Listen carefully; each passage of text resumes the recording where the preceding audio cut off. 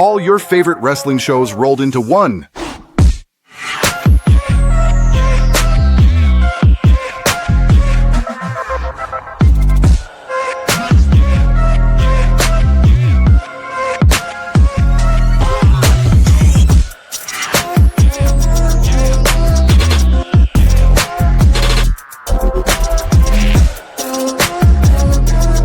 Welcome to the We Book It podcast. Let's start the show. Welcome in, everybody, to your Sunday Night Stunner presented by the We Book It Podcast Network. I'm your host, Virgil, the current booking world champion 2 times over, and I am joined by the workhorse of the We Book It Podcast. He is your two-time world booking champion. He is also the host of your Raw Dog Monday Night Recap Show. And like I said, he is literally the workhorse of the podcast. We'll be joined soon by Mr. Teddy Long. But until he gets here, what's going on, Coachman? Hey, Virgil, I'm doing well, man. How are you hanging in on this Sunday night? Oh, man, just gave my baby a bath and gave him a little bit of bottle right before I came down here, man, and he was knocked out. So nothing better than that. Sunday night, couldn't ask for much more outside of maybe a Bears win. But, hey, like I said, beggars can't be choosers. We're 9-4. Didn't expect us to be here at this point in the season. And it's winter meetings in baseball. I got content for days over on Cubs Central. Exciting times, man. Exciting times. How are things going your way? You know, things are going good. Off season for us, like I've kind of mentioned in the past couple podcasts, it's about 2 more weeks of work, and then I get some much needed time off. And then as soon as the new year hits, it's hit the ground running. Yes, sir. Yes, sir. Yes, sir. Speaking of hitting the ground running, I am considering, well, that's the only thing. I want to know when the Royal Rumble is happening in Saudi Arabia, because I would love, like, what time is it actually happening? Because I would love to have everybody over. Even if instead of us doing like chicken or ribs or pizza, anything like that, what if we did, like, my wife was like, Mike, you should still invite everybody over. Just do a breakfast bar. Like bunch of ham and bacon and sausage and scrambled eggs and pancakes, and like I said, just put out the works for the fellas, and y'all just stay downstairs and watch wrestling. You know, pretty much. I mean, what is it's a four match card looking like for the Royal Rumble as of right now. Hopefully they make it a 5-match card, but 4-match card right now is what we're looking at. And like I said, I mean, it's looking to be a stacked card, stacked Rumbles on either side, and 2 world title matches. So. Hey, don't tempt me with a good time. For sure, man. Like I said, any time, like I said, that the Jones House opens for the We Book It podcast for any type of PLE event, you already know you're more than welcome to come, brother. I appreciate it. Yeah. All right. So speaking of which, we had the end of the John Cena, The Last Time Is Now tournament. Me and you spoke about this. And then we spoke about on Monday, Raw Dog Monday night, what we thought was going to happen. And then I was joined by the host of the Smackdown, Lowdown, Hold Down, Mow Down, Throw Down, No Now, Whoa Now, Whip It Down, Spin It Up and Down, Bring It Around Town, Fritos. And we talked because Gunther beat LA Knight on Smackdown to win The Last Time Is Now tournament. And that just made me want to throw out there the question, will Gunther beat John Cena, or will he put Cena over in his last and final match? You know, the more I think about it, the more I see the possibility of Cena getting the win. I think we've all been kind of thinking Cena's going to lose his final match and put the next person over. Gunther doesn't need any of this. Right. So why not let him go out on a high note? And, like, I will admit that there is some good storytelling here that Gunther is going to make Cena tap out, because that's what we've seen Gunther do to his last 3 opponents. They've tapped out to his chokehold, or in LA Knight's case, his version of the STF. Right. So I do find that interesting, that could Cena tap out? Like, could he tap out, or could he fade out to doing this, because I think the last time we've seen Cena like fade out or before, not even tap out, was when he lost to Rusev Right. back in 2014 for the U.S. Championship. But I don't know. It is frustrating because I think everyone saw the writing on the wall, but they still wanted something different. And there were even reports backstage that a lot of people backstage were not happy that Gunther was going to be Cena's final opponent. And also with Cena on doing his press tour for this week, Yep. basically talking about his final WWE appearance and how TKO's kind of screwed with him on this, Yeah. including The Rock and a lot of others, because it's been very eye-opening to a lot of us of like, wow, Yeah. we could have had something great, and their TKO's greed killed it. And it's what we're seeing as a pattern right now with that. Like we've talked about for the last couple months about ticket prices and lazy booking. They don't care as long as the money's going up. They're not going to. It doesn't matter what the product's going to look like, but it will come back to bite them eventually. But it's just, as a fan, it's very frustrating right now. Absolutely. Absolutely. To your first point, Gunther definitely should put over John Cena in his last match. I mean, he should beat the holy hell out of John Cena, no doubt about it.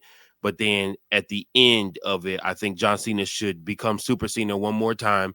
We did see him do it when he won the IC title, but we need to become Super Cena one more time and beat Gunther for the for the last time. And then after that, like I said, I mean, it doesn't hurt Gunther any if John Cena beats him or anything like that. I don't think that that's anything that is demeaning or will cost him at all. So I'm happy if Gunther loses to John Cena. I think it's better.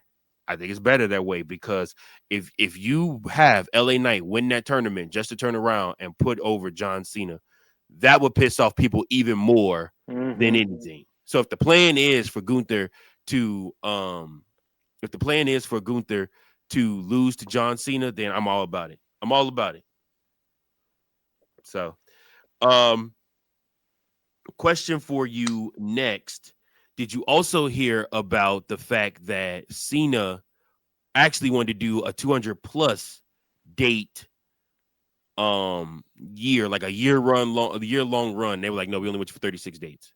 Yeah, that was my point, bringing that up with the greed that he said, I want to do a year-long thing. Like, I mapped it out. I'm available for 220 dates. And they say, nah, we just want you for 36. It also goes back to when Edge left the company, how they basically, one of the reasons why he left was because they told him they didn't need him backstage every week.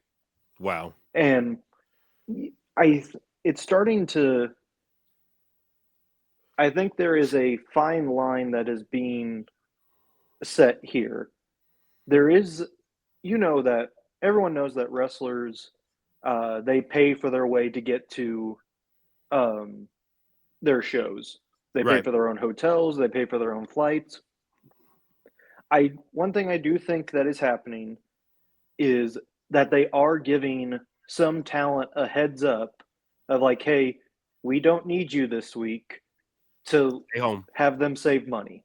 Yeah. But when you have the people that are willing to keep doing that, I think you have to reward them for that. Right. Absolutely. And on So, top of that, like I said, you want some of those vets backstage that just want to be there to help. You know, even if you are going with a younger movement, you want some of those vets back there that are just there just to help. That just show up to TV. Could you imagine Vince McMahon telling the Undertaker not to come to TV? oh gosh. Like, could you imagine Vince McMahon telling Shawn Michaels not to come to TV. Like these days to be looking at you like, what the fuck are you talking about, bro? Like I'm here regardless if I'm booked or not. Well, Like I said, when you have cornerstones that mm, want to do things their way, and I hate to go back in to say this, but maybe Goldberg had a point with some of the stuff he said. I don't know that he necessarily took it out on the right person, but because I don't think this is Triple H. I think Triple H is a little bit too old school for some of the antics that are being pulled. I think some of this stuff is straight up Nick Khan, TKO, decisions that are being made that are above Triple H's pay grade that he can't necessarily have a say in, which sucks because, like I said, the boys are the boys, and you want some of those older talents back there giving advice, talking to the younger guys, guiding them, telling them what to do, telling them what works, telling them what doesn't work. But at the end of the day, like I said, it's all about money with TKO. It really has nothing else to do with it, mm-hmm. Well, and it also brings up the point that Bailey talked about on her interview with The Undertaker on his Right. podcast about how she says the younger talent doesn't even hang around to watch the matches, and they just, as soon as their segments are done or they learn or they hear they're not needed, they just leave, Right. which is again mind-boggling. So when people are complaining about not seeing their favorite superstar or a young talent on the screen, let's take that into consideration of like maybe they aren't there because they don't want to be there. Right. And I think it comes down to, again, Seth Rollins even said this on I think it was the Rich Eisen show when he did his interview there. It was either that or Good Morning Football, I can't remember. But he basically said there are people in WWE who don't love wrestling. They Yeah. just are doing this for a paycheck. Yeah. And that is you are setting your product up for very bad reviews or even failure if you have people doing a job that they don't actually care about. True.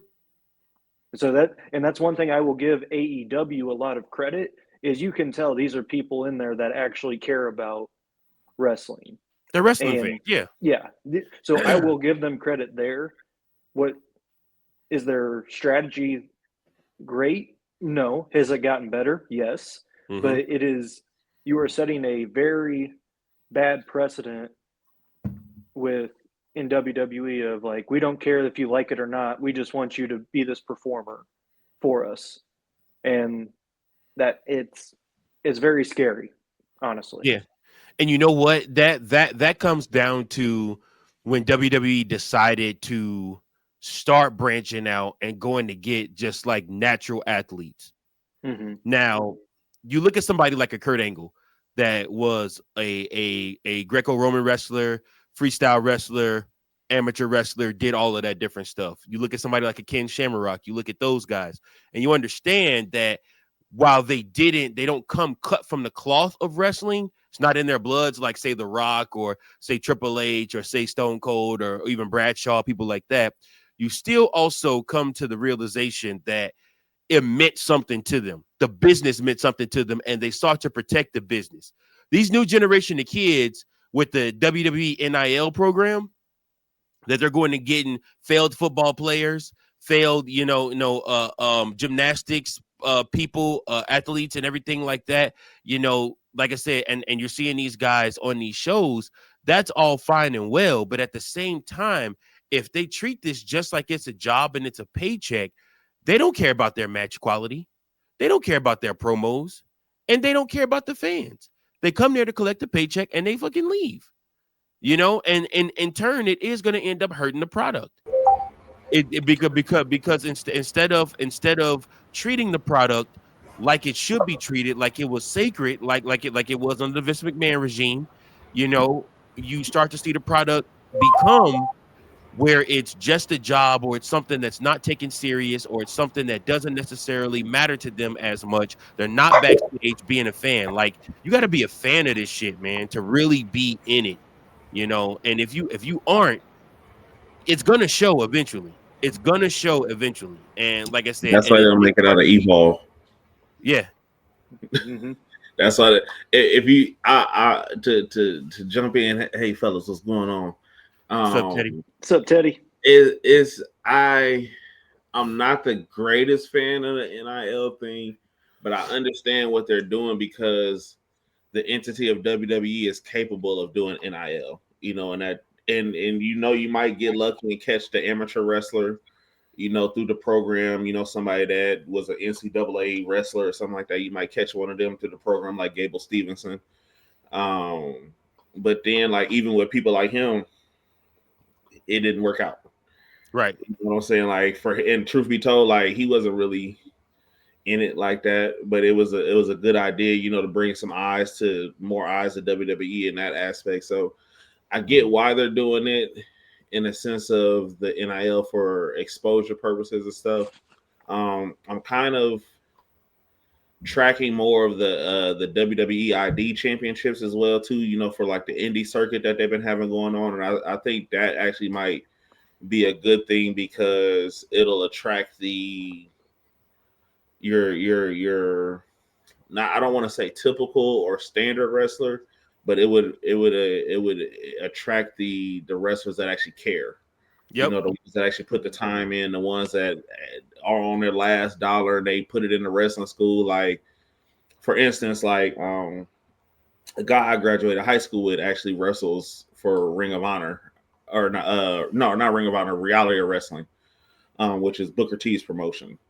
And, Right. for him to actually be from Springfield and actually see him grind and be in those spots, man, and actually be one of the most prominent tag teams in Reality of Wrestling, and have tagged with Booker T, have tagged against the Hank and Tank, have tagged against different people, even had dark matches on AEW. But that's that grind that I feel like the ID program will bring is those wrestlers that you only see about them maybe on Instagram or maybe on YouTube or something like that, versus what the NIL does, because the NIL can be missed. You know what I'm saying? For real. I like what Triple H was doing, especially when he was really hands on with NXT, and he was out. He was sending the real William Regal out to scout talent. Like, to me, that really was where you got Finn Balor, where you got Kevin Owens, where you got Sami Zayn, where you got guys that not only elevated NXT, but then turned around and elevated WWE as a whole. And now these guys are your main eventers. These are your guys that are winning, mid-card titles and world titles, And then you gotta have a mix. It's good to have a mix. I don't hate the athletes, but you can kind of tell the athletes will phone it in. And another thing I hate the superstars living off past glory. Like, I will harken back for the rest of this year onto that women's War Games match, and I will continuously tell y'all that shit did not need to happen. It didn't. And I hated the fact that everything was so choreographed, and you could tell these women were just phoning it in, and they were all trying to quote unquote work safe. If you're gonna work safe in a War Games match, don't work at all. If you're injury prone, like Asuka is, like Kairi Sane is, like Rhea Ripley is, like Charlotte Flair is, like Bailey is, like Becky Lynch is too. All of them, they're all injury prone.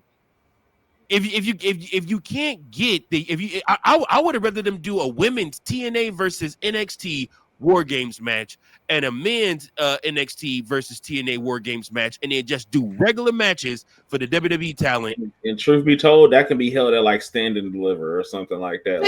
Because I'm not gonna lie to you. Stand and Deliver last night, I watched it. Or Deadline. It was Deadline. Deadline. Yep. Man, hey, Deadline cooked a little bit last night. I ain't not gonna lie to you. The men's Iron Survivor match, that was a great match. Iron Survivor match. I keep telling y'all, Shawn Michaels is booking the best wrestling on TV every single week consecutively. And then on top of that, but it's crazy because a lot of his has storyline and don't have storyline. Like, if you're not in the beginning or the end of the show, you kind of can get lost in the shuffle of NXT right now. But the good and bad problem WWE has is that they get oversaturated fast, is because they get too much talent.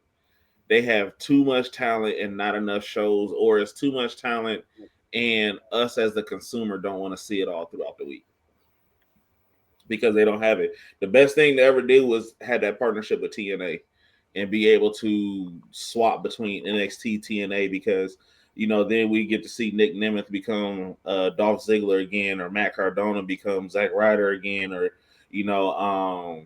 Wes Lee is now Dexter. So like you got all the playbacks and stuff like that, but it's like it keeps the cycle of it being fresh. Absolutely. Because as the great Jim Cornette always says, how can you miss me if I never leave? If you get oversaturated with talent and they get used too much or exposed too much, then, like I said, you end up getting tired of them. And again, faithfully so, I think the best thing that happened to Naomi is the same best thing that's happening to Bianca Belair. That's the same best thing that's happening to Kevin Owens. It sucks it happens while they're on the run of their lives, but they get injured or pregnant and they can't wrestle for a while. But when they come back, they're going to be hot as ever. Like Liv Morgan feels so fresh right now. I was just about to say Liv. So fresh right now, just coming back. I'm like, oh my gosh, like she's a breath of fresh air in a stale-ass Judgment Day group that just gave them another year of legs. Bro, unfortunately. Do you fucking hear me? Right. But who else? Who else gets that kind of pop too? And it's crazy. Shinsuke. True. Mm-hmm. Shinsuke gets that same pop. Like no matter if he comes back as a heel or a face or whatever, like it's that I ain't got to be seen all the time. But when I'm seen, I'm seen. Yep. And you make an impact when you do come back, like I said. So we're going to continue this conversation, but we do got to move to who to watch for in wrestling featuring Coach.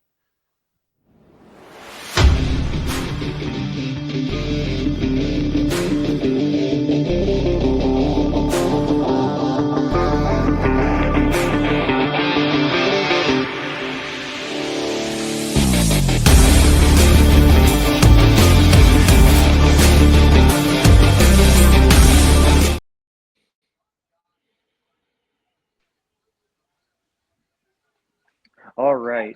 So a couple of things to watch for this week in the world of wrestling. We're looking at, once again, our male and female competitors, looking over at the men's division.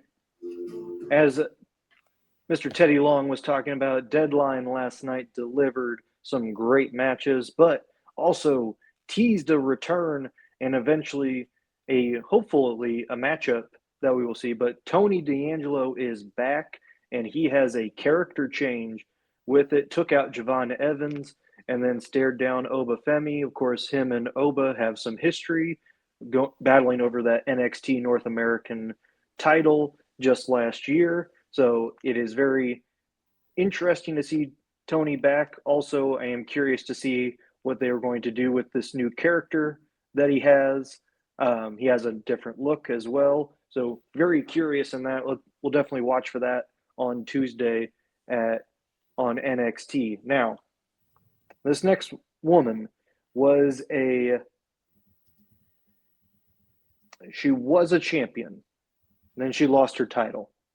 And then she just gained it back this last week over on Ring of Honor. Miss Red Velvet herself, the first person to win back the many championships of Mercedes Moné. And I expect big things once again for Miss Velvet. She is already a great talent over at Ring of Honor. I think she is finally getting the recognition that she deserves, getting her title back, and we can look back at her being the first domino to fall in Mercedes title losses, because now she's only down to 13. So God forbid she loses another one. But either way, congratulations to Miss Red Velvet. She will definitely have some key storylines going forward with that new Ring of Honor championship. And that's who to watch for this week in wrestling.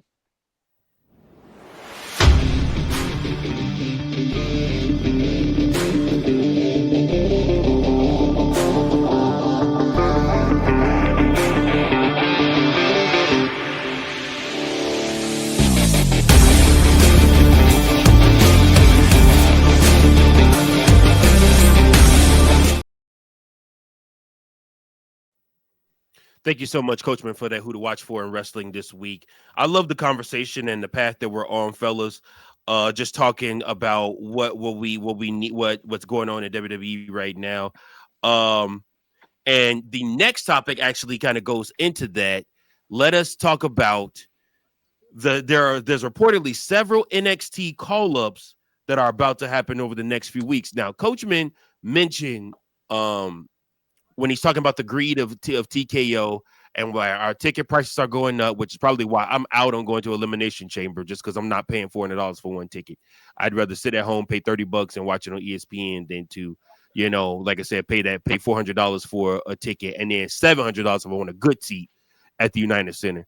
So I just can't I can't fathom doing that. Now, that being said, Coachman also spoke about the fact that their greed causes them to tell talent not to come to TV if they're not needed, and how that's kind of ruining the business. So who do you guys think is being called up from NXT, and where do you think they'll go, and who do you want to stay in NXT?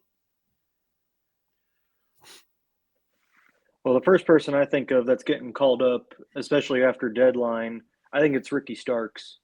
I think he's, from what it could be, it's possible he could be the masked man. What's that? You have to call him Saints. Sorry, Ricky Saints. Sorry. I think it's they're going to reveal that he's the masked man and everything. I don't know why because remember, we were supposed to find out on Monday, completely negated anything talked about. True. So I guess that's just going to be another storyline that people they're going to try and sweep under the rug and hope people don't remember. But I do think he's getting the call up. I thought it was going to be Oba, but it looks like they still have some unfinished business for him down there, and that's fine. Hopefully he stays down there. So yeah, I think Saints is going to get called up. And then what was the other two parts that you said, Virgil? Where do you think they'll end up? Smackdown or Raw? Yeah, he's going to Raw for sure. Gotcha. Okay. And then the person I hope they don't call up, that I hope stays down in NXT right now,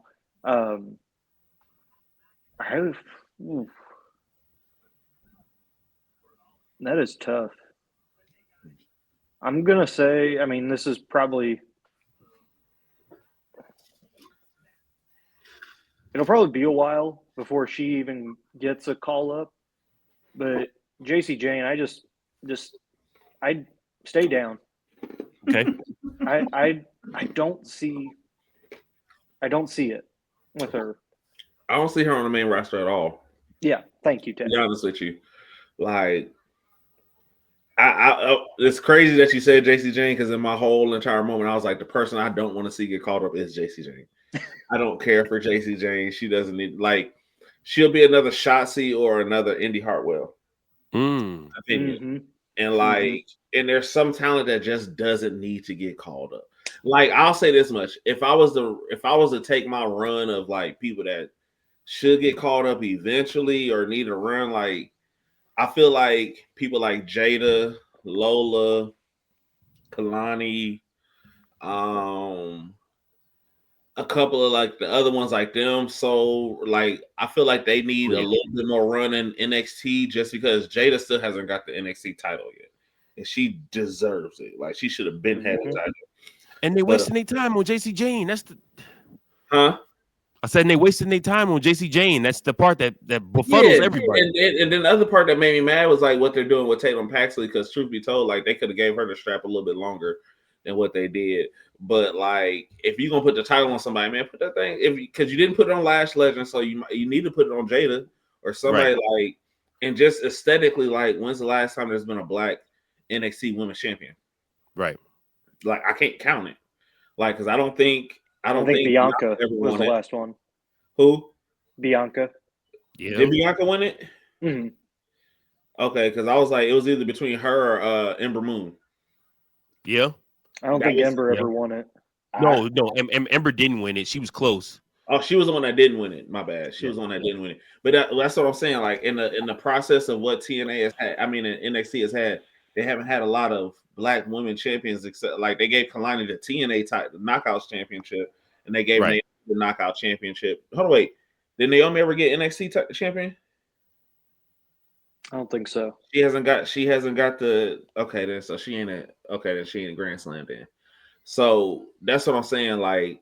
But like, if I was to say anybody get called up out of NXT, I could see Ricky Saints getting called up.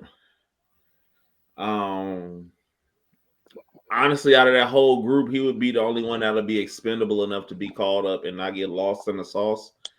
And he could go to like Raw, but he would probably end up going to SmackDown. Cody not you already know Cody not gonna let Ricky Saints get lost in the sauce. Of course not. That's his boy. He'll tag with him. That's why I'm shocked that he didn't retain his title last night, because I thought he was set up for it. You know, the AEW boys, you know, running it at Saturday Night Main Event. You know, just to stick it to Tony Khan. That's what I thought was going to be. But side note, segue, hold up. I gotta say this, Paul Triple H Vec, you have hurt me too many fucking times with what you're doing with LA Knight. What y'all did on Friday night was pure utter bullshit. And I won't stand for it. This is the one time I'm gonna speak against you, because I always have your back. But this is the one time I didn't like it, because out of all your roster, I'm sick of Gunther and I'm sick of Ilya trying to end people's careers when they in the ring with them, man. They rough. They rough. And one thing about Gunther is if he notices you actually get an injury, he actually attacks it. Like, there ain't no selling it. He really be going for shit. And like how he twisted I didn't like it. I had to segue to that because I didn't like it, and I had to get that off my chest because it made me mad. So he can go one-on-one with the Undertaker. How I feel about it, that's what it is, because I didn't like it. I love it. I would love to see Gunther get his ass beat one-on-one with the but not this version of Undertaker. No. Triple H could go one-on-one with the Undertaker. Oh, yeah, decision for what they did with LA Knight. I'm gonna tell you, like the Undertaker once told Triple H, he was cutting a promo in 2002, and he said, "Listen, I don't know what it is. It's like every time I'm in the ring with Triple H, I just beat his ass. I can't help it. It's like every time I'm in the ring with him, I just kick his ass every time." Oh man. Oh, but I can see Ricky. I can see Ricky coming up. I can't see Oba coming up yet, but when Oba does come up, man, I seen somebody post the other day. It was like, Oba's got the stardom aura already, and I know when his music hits on a SmackDown or a Raw, like when that music hit and the people know it, it's gonna go crazy. Just how it is when Trick Williams' music hit. Like honestly, that's who I can see getting called up to and coming to SmackDown, since his girl on SmackDown now. Do you put him with Melo and let them tag? Yeah. Might as well. You might as well, since you're not going to give Melo a solo strap. Because Melo could definitely carry the United States title. Like, promo-wise, athleticism-wise, like, all-around mid-card title, that could definitely be Melo. And, hell, if you get rid of all the big boys at one point in time, hell, you could probably put the world title on him like you did. Give him the Shawn Michaels treatment. I don't hate it. I don't either. And he's one of the ones I would be all for him getting that treatment. Yep. All for it. He wanted to, and I would say this. Oh, my bad. And I was just gonna say one more thing, because I was saying that the NXT bread that Triple H built up is the future of the company.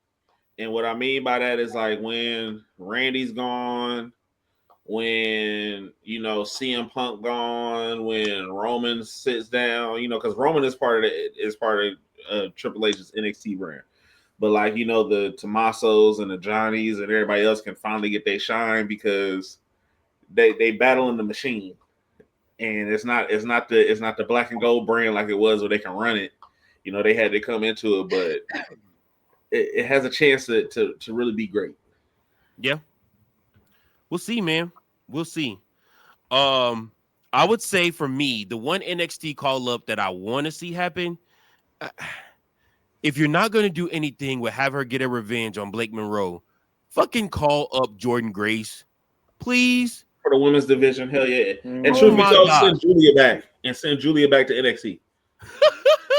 You ain't wrong. I ain't thinking about that. I'm not even trying to be funny though, because like she would work better to get the championship in the sense in NXT and be the NXT champion and then rebuild herself back up to the main roster. Because they just brought her up to the main roster just because Stephanie got brought up to the main roster because they both got brought into NXT around the same time. But like Stephanie's built for that because of where she regardless she was running from doing all the wrestling she was doing and then going to AEW and doing all that stuff. Like she was built for the main roster talent immediately from day one. And kudos to Stephanie, but she's actually taking classes, learning English so she can cut better promos, and her promos have gotten better already. Like I'm not mad at it at all. One single solitary bit. All right, y'all. We're gonna play a little fun game I have here.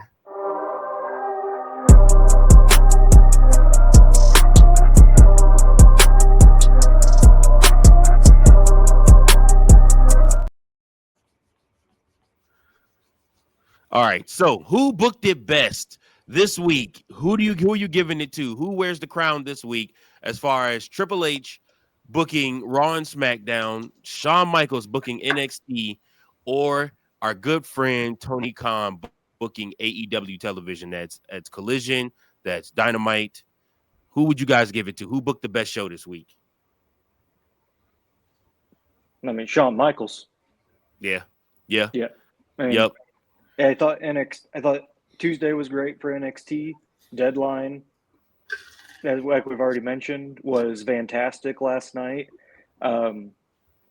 He's on a heater right now. Yeah. Shawn Michaels is doing great things down there, and I think you can see it in the backstage interactions as well, off camera, how much people are actually enjoying working for him. Some of them probably don't want to be called up. Yeah, for sure. Maybe that's the case with some people. Like, I'm making pretty decent money down here. I'll be okay because I don't want to be going up to the next level yet because I've heard the horror stories. I would, so definitely Shawn Michaels. I think Teddy, would you agree with that one as well? Oh yeah, wholeheartedly. And I don't even get to see NXT that often, just with the cable and stuff like that, but I always catch their pay-per-views, and I sat there, and the first match with Oba and Ricky, and then you get into the other matches, like maybe one match might have been slow, but all around, all those matches are great. To see the Women's Evolve champion win the Iron Woman Survivor match, to see Javon win, but like actually watching that match, like that match cooked. Like baby, all five of those guys did great. Baby Orton 2.0 was killing in the match a little bit. Orton is really good with the zigzag. I mean, the Born Again. No. He's really good. Really good. He is, and I give it to him because like how he stole the win on Tuesday night. But then, everybody was like, it's every man for themselves when it comes Saturday. It is what it is. But I ain't going to lie. Dion going to be nice. Mm-hmm. Like, when he leave Dark State, like, I honestly could see him getting a title shot. Really? Like, him carrying, because he has the career. He's had the charisma. It's just that now he got the aspect of having the charisma plus the heel side aspect of things. Like, he could be a good heel champion. When Oba gets called up and him and Tony D can run some stuff or anything, like they can make some stuff cook with Dion. I can see that. I like it a lot. Yeah, I also seen that Shawn Michaels had like Hank and Tank go over to Japan, and they just won their tag team titles over in Japan over the weekend. I forgot what promotion it was that they went, but Hank and Tank been on a journey. They was over there for I think like a week or so, learned Japanese, wrestled in a couple gymnasiums and other little small places and arenas over in Japan, and won some titles and earned some respect from the people out there. So I can't wait to see what's cooking next because they're bringing other promotion titles to WWE, and here we go with another partnership. It's always good. Those partnerships are always good. I have thoroughly enjoyed their AAA partnership. I've thoroughly enjoyed the TNA partnership. I wish TNA would have been a little bit more greedy. We should have said who had the better partnership. We're gonna say WWE because AEW fucked up and fumbled the ball with TNA. Yeah, absolutely, absolutely. I would agree with that. Speaking of TNA, we got to talk about them because TNA got a TV deal, guys. They are with AMC. Are you guys excited? Are you excited? You should have inserted Jerry Maguire. Yeah. Show me the money. Thursday night TNA Impact is coming. Are you guys excited? You gonna be watching? Where's it? Is it? When does it start? January 15th. I will be Thursday nights. That'll be my new thing because there ain't gonna be no Thursday night football. Yep. Yep. Thursday night, January 15th will be the first TNA Impact on AMC, and they're looking to have a big show. And the rumor out there is AJ coming. They trying to get AJ to wrestle. See if WWE will let AJ wrestle on the first episode of Impact on AMC. Hey, they should let AJ do whatever he want to do. If AJ want to go to New Japan Pro Wrestling for a weekend or two and go revive the Bullet Club, he can do whatever the fuck he wants to. At this point, he's earned it. I mean, he retires next year. Yeah. Retires in February. He might not get the Cena farewell tour, but he needs a definite farewell tour, bro. Like, absolutely. You talk about a time to be had when after ECW and WCW dissolved and you just had WWE by themselves. But when you had TNA with the Six Sides, man, Six Sides still was the best freaking cage matches ever in all of America, bro. I'm trying to tell you that I don't even know how I got started watching TNA. I think because it came on ESPN, bro. I'm telling you, because it came on ESPN, so the way. No, the way I caught it. No. I caught TNA on Spike TV. Okay, okay. Spike That's TV where I saw TNA. Because Ron Killings was still there.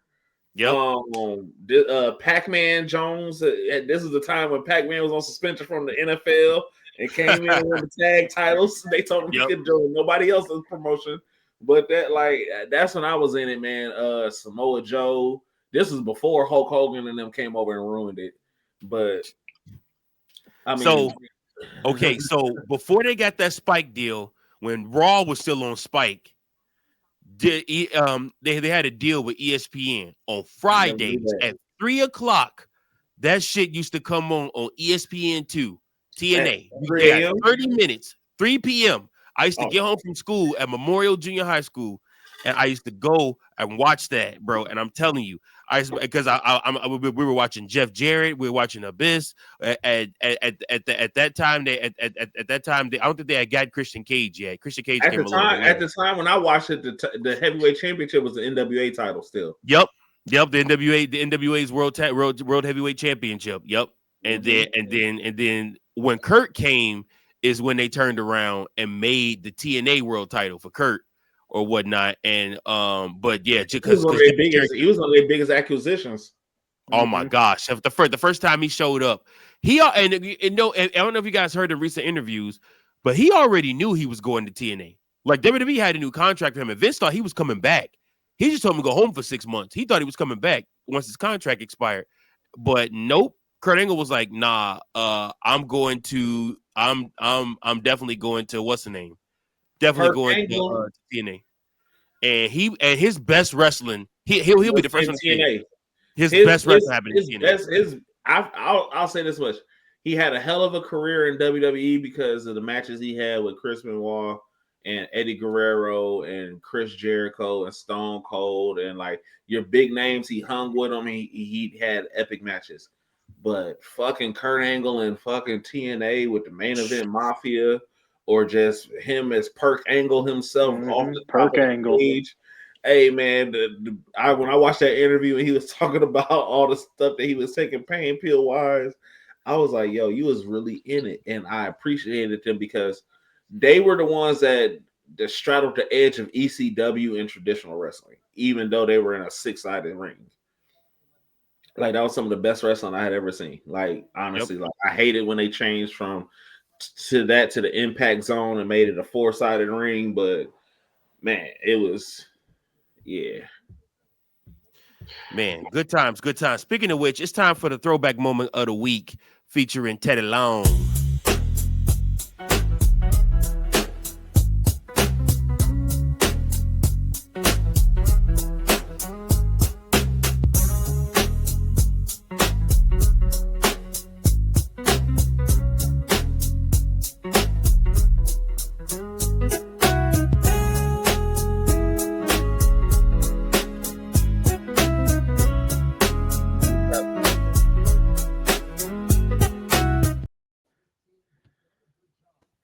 Yo, so I was battling throwback moments because I'm a big NXT Black and Gold fan.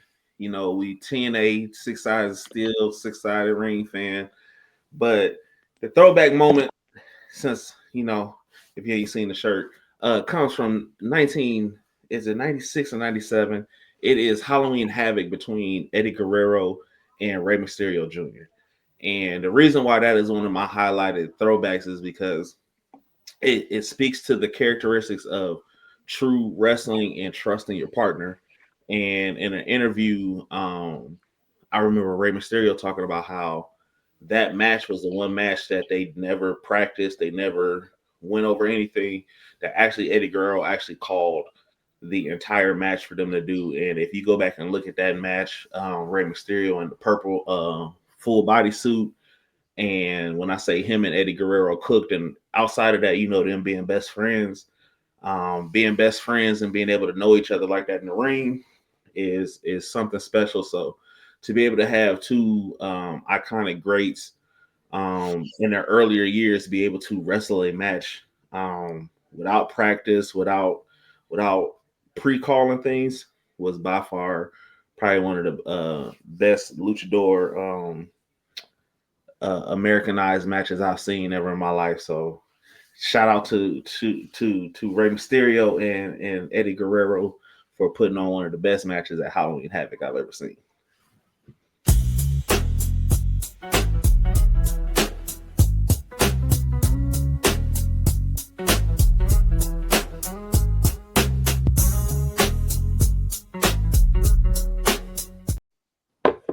Thanks so much for that throwback moment of the week, Teddy Long. Now, with that being said, I need to know from you guys. I kind of switched things up. This isn't a part of the topics that I originally had picked. However, I did want to throw it out there because rumors have been buzzing. I want to get you guys' thoughts on this after Friday Night Smackdown. So I was doing some research. I was looking online and I was reading the dirt sheets, the blogs, and different things like that. And I was saying to myself, they might be on to something here. But have you guys noticed how Jade Cargill and how she talks to BFAB? And like how like she kind of like puts her down and whatnot, but like BFAB don't say nothing. It's always Meechin sticking up for her. I think they are about to prepare to give Jade Cargill her own faction, her own girl group faction. BFAB will be the first one to join this faction. What would that faction look like? I don't know, but I don't hate her having her own faction. I don't hate. I also wouldn't hate if Lash Legend eventually turns on Nia Jax and joins Jade Cargill's faction too. Mm-hmm. And joins Jade Cargill faction. That's interesting. To put those three together. That her turning on Nia will be quicker because we already know those two have history together of not liking each other. So if once BFAB goes with Jade, I think Lash will follow pretty quickly. Right. Or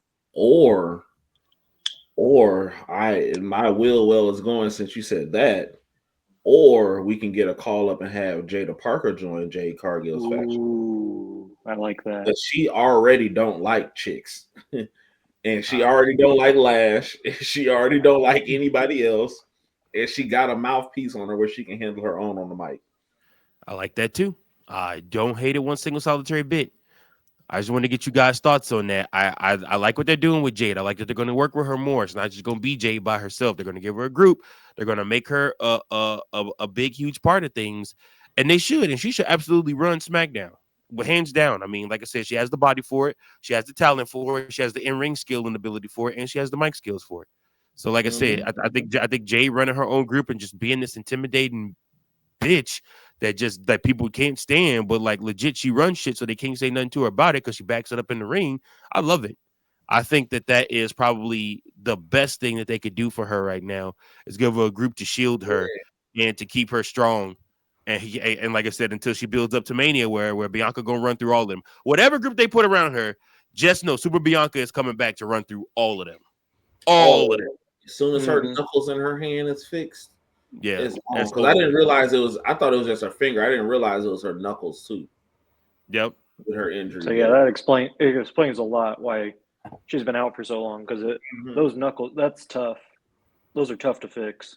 Yep, and you got to let them heal the right way. Otherwise, you risk them joints like being like crips and stuff like that. Go have your hands all matted up. You know, even throwing up the crip and blood sign.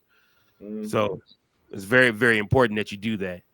Yeah, I just want to get you guys' thoughts on that. But now it is time for our favorite segment to close the show. It's time for Frito's Fave 5.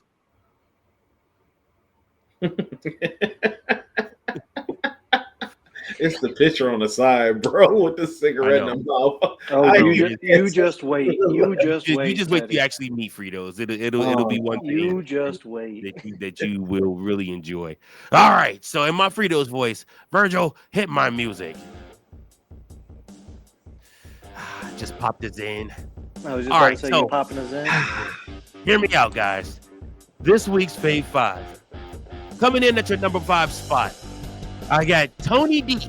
That's right. Tony D'Angelo making his return on NXT Deadline at the end of the show. After the credits rolled, Javon Evans is in the ring, and you think just the star between him and Obafemi is going to end the show, but then all the lights go dim, go dark, and then all you see is Tony D'Angelo come from behind him, and the young OG turns around and does the dumb babyface syndrome, sticks out his hand for a handshake. Nope, you get a chokeslam, buddy. And then the new look that Tony D'Angelo has, with the different type of beard and his hair slicked back, and he looked kind of crazy, like a Wolfman almost. I'm excited to see what they're going to do with Tony D'Angelo. Coming in at your number 4 spot, I'm going to put Jade Cargill in that number 4 spot. Why am I putting Jade Cargill in number 4 spot? Because Jade Cargill is on her way to getting her own girl group, her own girl faction, and she's going to be the boss, the leader, and she's going to make the rest of them fall in line. And I can't wait to see what she's going to do with it. Coming in at the number 3 spot, I got Braun Breaker. Braun Breaker came and cut the promo of a lifetime on Monday Night Raw because CM Punk said he couldn't. And like I said, and because of that, I think he used that as fuel, and I think he used that as food, and I think that he is going to eat because of this. So I'm excited to see what Braun Breaker has in store. And I think he might actually take the title from Punk on the January 15th Monday Night Raw. I think that I might actually pull the trigger and have him beat Punk for that championship, which I would not hate, especially if the plan is to have somebody like Jacob Fatu win the Royal Rumble, and it'd be Braun Breaker versus Jacob Fatu for that World Heavyweight Championship at WrestleMania. If they do that, I don't care what else is on that show. That right there, sold. All right, coming in at your number 2 spot, a returning Liv Morgan. Liv Morgan came out and made her presence known on Monday Night Raw. She did her thing. She smacked the hell out of Dom and then kissed him. They have this weird relationship, dominatrix relationship going on right now. I don't really know where they're headed with this, but you're going to start seeing friction, and you could very well end up seeing Dom and Liv both get kicked out of the Judgment Day here in the near future, with the rest of them deciding that there's no place for them in the Judgment Day any longer, even though Dom is the one surviving like OG Judgment Day member. Him I guess you'd say Finn too, but even though Finn came after him, but like Dom is closer to Edge than Finn's time was. So that's why I look at that. But last but not least, guys, I told you before, I hate his Wakanda gimmick. I wish he would drop it. He's gonna use it at NXT, but he has to come in at the number 1 spot because he came back, he saw, and he conquered. The Ruler is back on top of NXT as your new NXT champion, beating Ricky Saints. And Ricky Saints, to his credit, giving him the handshake with the dark eyes and walking off. So kudos to Obafemi. And this has been another War Fritos, a Fave 5. Yeah. Yeah. Yeah. All right. Thank you for joining in on the take long, even though I know you're still catching the ropes, learning the ropes. He's getting there. He's getting there. You're getting there. Yeah. Yeah, you're getting there. All right. So, Coachman, show Teddy how we do this and grade my Fave 5, sir. All right, man. You know, is this like how Stephen A's list is fluid? Basically, yeah. You know, it's not a terrible list, Virgil. Not terrible. We can start there. I like that. I do think we have some disagreements on it. For one, I mean, yes, I think what Jade is doing is great. I don't think that she is on the list for this week.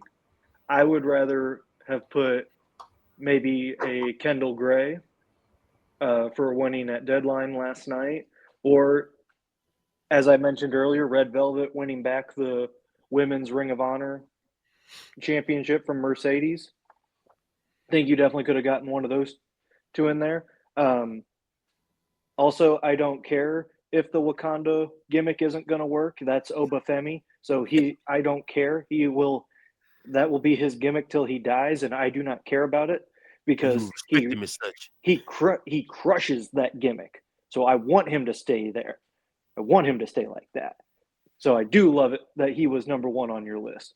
But overall, I think I'm going to give you a B-. B-? I'll take it.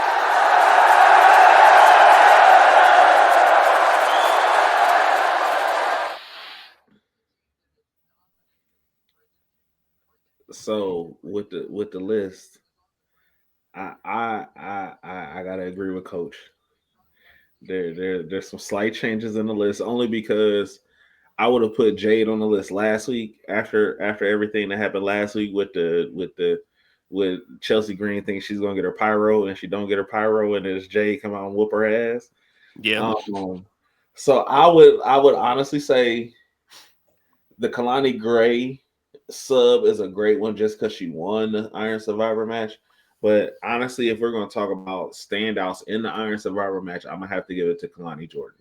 Mm-hmm. Like as a nod, as a Fave 5 this week. And as much as you don't like the Obafemi gimmick, like he has to keep it because what they're going to do, change him like they did Bearcat Lee, Limitless Lee, Keith Lee. We don't want to see that, right? Right? We don't want to see that, right? Okay. No, we don't want to see that, right? But hear me out, though. Hear me out. Listen, keep it the same because he gonna be Jamaican next? Huh? Yeah, come on, man. Listen, you want him to fall down? You want him to fall down that rabbit hole, or let him stay the ruler? Let him stay the ruler. What I want is the authentic version of him. I think eventually people are going to start seeing through this. The authentic version of him is all we've gotten. He's been the same gimmick since he started. Yeah, but he's not fucking. He's African, but he doesn't talk like this in real life. He puts a voice he puts on. Hey, had me fooled. Hey, who doesn't? Who doesn't? Who doesn't? Had me fooled for 2 years. I thought he was of that descent. And he just happened to play lineman at Alabama. I was like, oh well, Nick Saban went international. He played at Alabama. I thought it was Georgia. No, it was Bama. Fuck. Roll Tide. He didn't get it. He didn't have any DUI, so he wasn't at Georgia. Look, they got rolled up last night, but yeah, but he got to keep his gimmick. Who was that number 2? Number 2, I had Liv Morgan. Okay, you can keep the Liv Morgan thing. I honestly didn't. I thought Finn came in the group before Dom because it was Edge and Damian, then Rhea. And then I thought Finn came in. That's when they kicked Edge out, and then Edge was tagging with Dominic and Ray. Hold on, we'll fact check. I think you're right. Yeah, because it was them. Finn is the longest standing member of Judgment Day. Because Dom was a baby boy when Rhea. Because remember, Rhea was messing with him. That was the whole Rhea messing with Dom gimmick to get Dom into Judgment Day. So and then that begs the question: is Dom into that kind of stuff? I had it right. I knew I had it right. Don't test me. Dominic Mysterio joined the Judgment Day first, late 2022, predating Finn Balor's official induction mid 2022 as part of the original lineup. But Balor became the leader after turning on Edge in July 2024, leading to a major roster shift where Dom was a core member under Finn's leadership for a time before recent implosions. So Edge formed the Judgment Day. Yes, it's the AI overview. Okay.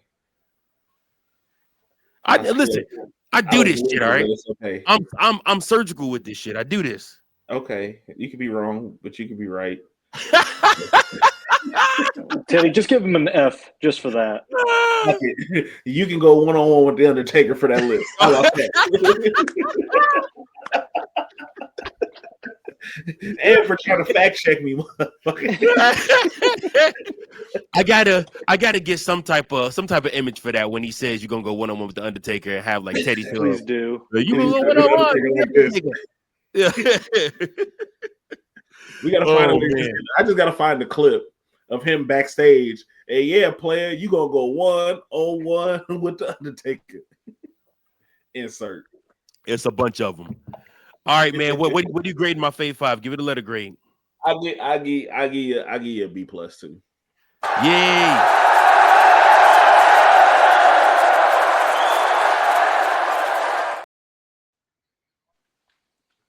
All right, man. We appreciate you guys so much for tuning in to another episode of the We Book It podcast. Hope you guys have enjoyed this episode.